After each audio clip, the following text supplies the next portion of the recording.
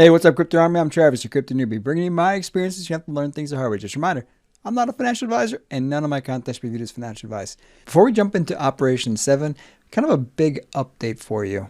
Reflex Finance was attacked. Now, apparently they were prepared for it. They were expecting to get attacked. I'm not exactly sure how that works. My guess is that whoever that was doing the attack wasn't unanimous on their beliefs that an attack was a good idea and maybe gave them an advance notice. I'm not sure. Hopefully more details are going to come out about what this was and what the attack was and what the goal was and if they knew who it was. Now, not to badmouth projects, but if projects are attacking other projects, investors might want to know that. Now, investors are sometimes the ones that are doing the attacking, but I don't know why the crypto space has the urge to do these kinds of things. I don't like that. If it's a project that I'm associated with, I would withdraw my investment. Money's important, but it's not the only thing that matters. How you live and how you operate matters. And that's one of the things I like about Reflex Finance is it's a very ethical team from what I can tell. They try to do the right thing for the right reasons at the right time. And that's kind of the way I do things as well, so I can relate to that and appreciate a team that does that. Now, as soon as I find out more information about this attack, I'll try to release it or send out a tweet. If it's warranting of a video, I'll do another update. But that's it for now. Let's move into Operation 7. Reflex Finance has announced Operation 7, and it is phenomenal. A Legion launchpad that is an all-in-one DEX and launch platform. And by the way, I'm going to put a link at the end of this video here, or I'm going to attempt to, for Eyes on Crypto. Todd Hart actually did an interview with Miles at the exact same time that this thing went live. So you can actually watch Miles kind of talk about his vision for what they're coming out with and kind of what the genesis for this was, which was his dad and having conversations. It was funny to hear some of the military terms about whiteboarding this problem set out, and it was interesting to hear him use some of those terms of problem framing. And I mean, he definitely nailed one of the big problems in crypto is just trusting the launch. That's one of the reasons I have concerns about talking about launches on this channel, because so many of them are rug pulls and scams. And I don't want anybody to get a rug pull or scam. So yeah, he nailed it. That's one of the big problems in the space. But we're talking about an all-in-one DEX and launch platform. So think Pink Sale, right? We just went through a launch. That is their near competitor, is Pink Sale. Now, if you go to Pink Sale, and I recommend you do this, look at how many different launches are on that platform right now. Most of them are probably scams or rug pulls. And usually you can tell kind of by the name. At least that's the way I go by. If it's got a more professional sounding name, I give it a little more credibility, but I usually skip over everything that doesn't have a professional name, or it seems kind of gimmicky or kind of like a meme. I'm not real big on the memes. That's what we're talking about. That's their competitor. How many tokens does Pink Sale get for every single launch? And we're going to skip ahead of here in a little bit, but I know everybody saw the big text that said buy back and burn. So let that sink in for a second. How many tokens does Pink Sale currently get for doing a launch? And it's in the tens of thousands of dollars based on what some other projects have said. So we're talking tens of thousands of dollars. And again, if you watch Miles in the video with Todd Hart, he says that the fees are going to be a little bit lower. So it might be a little bit lower, but that's still a lot to go into buyback and burn. Those are some pretty big green candles. So that's exciting. And hopefully you see the exciting portion of that as well, because that's pretty exciting. Now, again, I'm using some guesswork here, but all-in-one DEX, so instead of having to go over to PancakeSwap or go over to PooCoin, it's right there on the same platform that's launching from. So one-stop shop. You go there, you participate in a whitelist or the launch, and you move right over to the DEX to buy the launch. Kind of phenomenal, right? One website. One website you have to connect your wallet to, instead of having to go to multiple websites. That's pretty phenomenal. Here's the big one. Here's what got me excited. 100% secure token launch. Rug pull worry-free. Imagine going to the website. And again, Pink Sale, if you go there, a lot of those are probably going to be rug pulls. So you might not have as many on this platform as you would see over there. But as an investor, when you go to this platform, 100% secure, and if it's a rug pull, you get your money back. What other platform is doing that? None. There aren't any. Again, this is changing the crypto space for the better. You can go to one launchpad and know without question that it's not going to be a rug pull. You can't guarantee it's going to be a successful project, but you can guarantee that you're not going to lose your money in a rug pull or a scam when it launches. And that's phenomenal. And Miles had said that it would be within 6 days. So if it was a rug pull or a scam, Reflex Finance is going to refund your money within 6 days. Show me a project that's doing that. You can't, because there's nothing out there. Changing the crypto space for the better. Fixing a known problem. Here's another really, really exciting one. How many projects launch? Now, granted, you got to eliminate all the rug pulls and the scams from that number.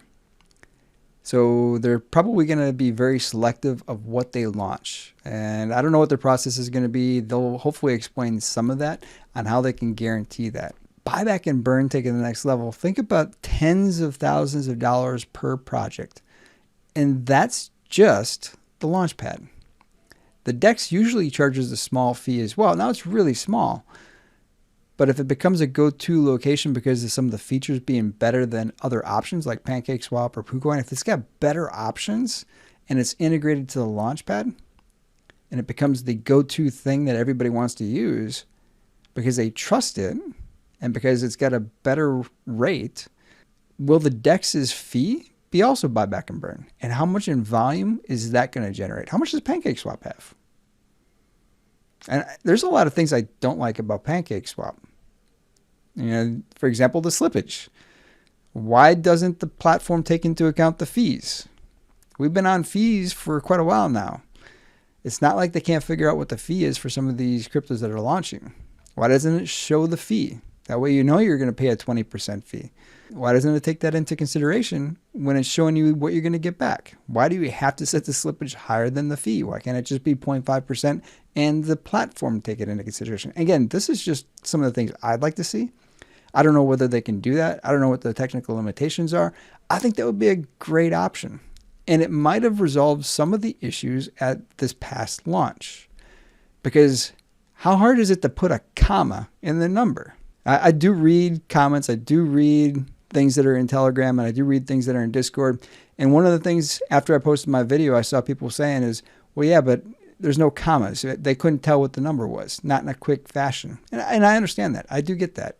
I look at a lot of numbers, so I know kind of what 12 digits looks like. I know kind of what 9 digits looks like. So I know what that number looks like, but why is it so hard to put a comma in the number? If they just resolve that, it'll be leaps and bounds better than PancakeSwap. If they can fix the slippage, even better. If you can set the slippage to 0.5% and it knows the fee for that crypto because it imported it or whatever the process is for loading it into a swap, even better. If you can get more precise on exactly what you're going to get token back, even better. If you set the slippage for 10% and 10% is above and beyond what you're going to lose on the fee, even better. So there's all of these things that I'd love to see inside this platform. I don't know if they're going to do them. Those are the questions. Those are my suggestions as an investor, what I would like to see. And here's one of the really beautiful parts about this project is if you have great ideas, and I'm not saying that these are great ideas. These are just things that annoy me about PancakeSwap. But if you have great ideas, the team listens. I mean, they use PancakeSwap. I'm sure they've got a few ideas on how to make that better. They've used KuCoin. They've used the DEX tools. They've used some of these other platforms. How do you improve on what's already out there? How do you make the user experience better? How do you make it better for your dad who doesn't do crypto stuff or who doesn't do technology stuff? How do you make it better for that investor that just isn't familiar? Heck, I'm familiar with the platform, and I'm telling you, there's problems with PancakeSwap. There's things I don't like. And I'm sure you have the same complaints. This team will listen to those and try to integrate them. I'm confident of that. Now, that doesn't mean they can. Doesn't mean that they actually will pull it off. There might be some technical limitations on what they can do. I don't know. I'm not a tech guy. I don't know how to build software. That's for them to kind of figure out and see what they can do and what they can't do. But if you've got suggestions, I'm confident they'll listen to them. And they'll take them into consideration and see what they can do. And for this screen, I kind of feel like they're talking about what we just talked about. Quicker purchases, which is always nice, at the best possible price. I would just like to be in the ballpark of what I think it's going to be and not have to do the math of, okay, so it's a 20% fee. That brings it down to here, carry the zero. I don't want to have to do that. I want to have a pretty good idea of what that price is going to be. Right now I have an Excel that tells me roughly what it's going to be because PancakeSwap doesn't do that. And again, just a one-stop shop, launch, swap, ticker, and more. And more is curious. I'm kind of curious to see what they've got planned. And Miles does talk a little bit about this. He doesn't give any specifics. He just says there's more coming. And guess what? There's a timeline. But just a second, let's finish this video. Unrivaled customer service. Now, based on Miles and the team, I don't think anybody's surprised by this idea because that's kind of what they're trying to provide to their crypto space. They want to have unrivaled transparency. Well, part of unrivaled transparency is unrivaled customer service because when you're that transparent, the customer service is phenomenal. People feel like you're taking their questions seriously, that you want to help them understand what's going on. That's kind of what unrivaled customer service is. And if you're a launchpad, you kind of need to have that. Imagine you just did a whitelist and you're waiting and you don't see those tokens in your wallet. Who do you contact? I have no idea. I'm assuming there's someplace at Pink Sale, but I wouldn't know who to contact.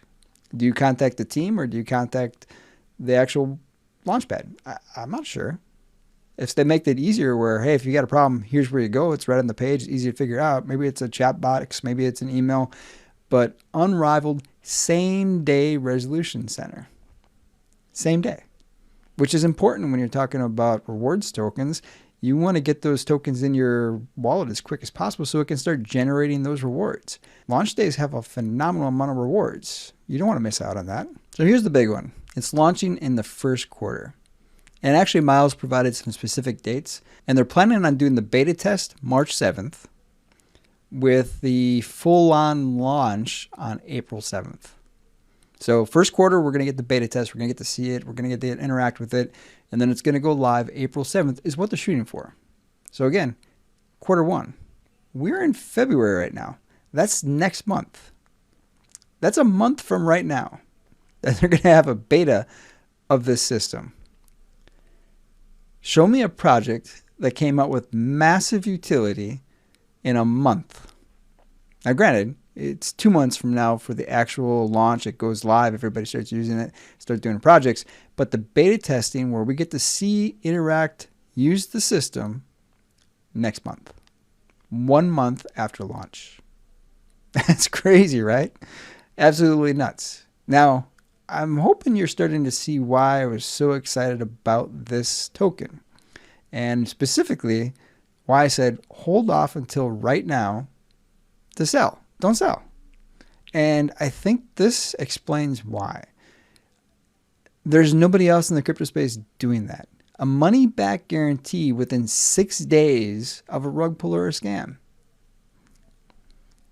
That's phenomenal. Now, there's a whole bunch of platforms out there doing DEXs and exchanges and that kind of stuff, but all integrated into one. And one of the big things, this is completely unrelated to the secret utility. Have nothing to do with each other. Two separate things. And then we're still talking about the influencer marketplace. I hope you're excited. I am. Now let's talk some craziness. This is launch time. Now, what happened? Buy the rumor, sell the news. If you've been watching my videos for any length of time, you've heard me say that. Buy the rumor, sell the news. And if we zoom out and we look at the last day, we've been seeing that the price is going up, right? Now, some of that is being listed on CoinMarketCap. Some of that is being listed on CoinGecko. Some of that is just launch. It's been a launch. But right at this moment here, and you can see at the bottom of the screen there, it says 1600, which is when that video went live. Somebody sold the news. And what's even crazier, they bought back in. And a whole bunch of other people bought the crazy dip because it dropped all the way down to the 2 level. We're at the 4 level for a while there. Now we're at the 3.7 level. But they bought back in, but not before a whole bunch of other people bought in. And it cost them a lot to buy back in. So here's that transaction. And here's the out. Here's the in. So let's go ahead and take a look at this for a second. 33,000. That's what he got for selling out.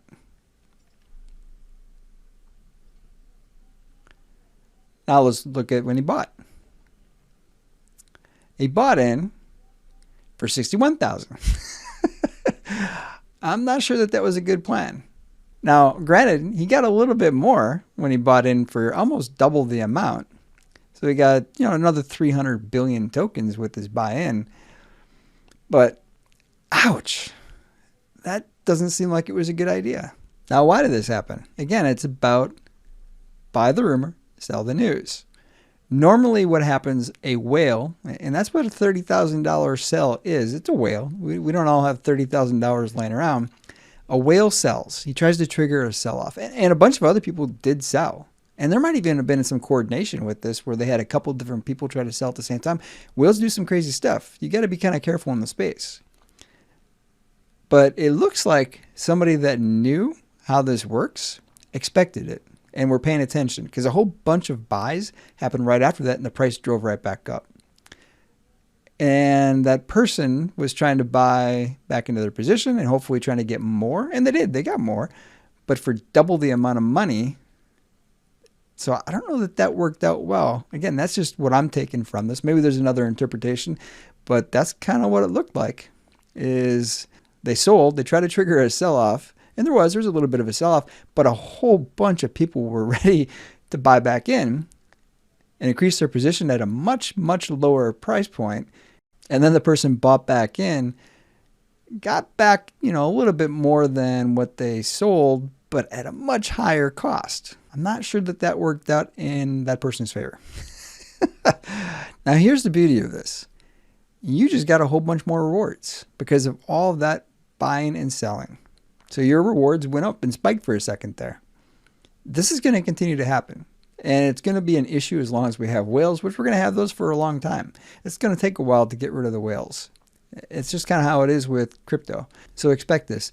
But here's the big thing. Every time this stuff happens, you're getting rewards.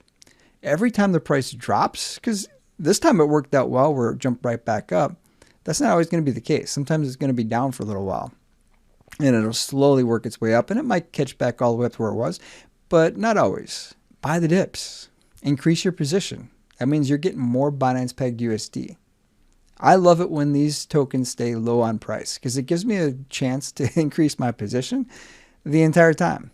I know that eventually, probably around the same time that this token launches its first utility, eventually the price is going to skyrocket and it's going to cost a heck of a lot more to increase my position. So take advantage of the low price to continue to increase your position.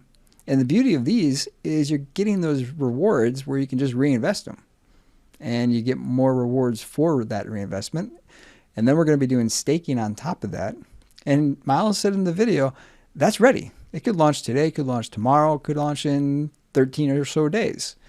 Now, they did say 15 days or less, so it's coming. Now, one last thought. About a year ago, I invested into a project that launched a yield farm. Now, that project launched its yield farm. Everybody was using it. Everybody was putting their money into it. Everybody was staking. They were doing different things. And it ended up getting hacked, and a bunch of people lost a lot of money from that platform. And it was really hard for that project to recover from that, even though they did everything right other than somebody hacked it and stole all the money. Now, they eventually came out with the revised version. They're doing okay, but the project has never really taken off afterwards. You damage your relationship with the investors, and it's kind of hard to recover. But they're making their best effort to do that. So it would be nice to see some sort of a security audit, and maybe this applies to the staking platform also. This all-in-one definitely sounds like it needs a security audit, and hopefully if it does, that they plan for that in the timeline also so they don't miss something just based off of a security audit being done.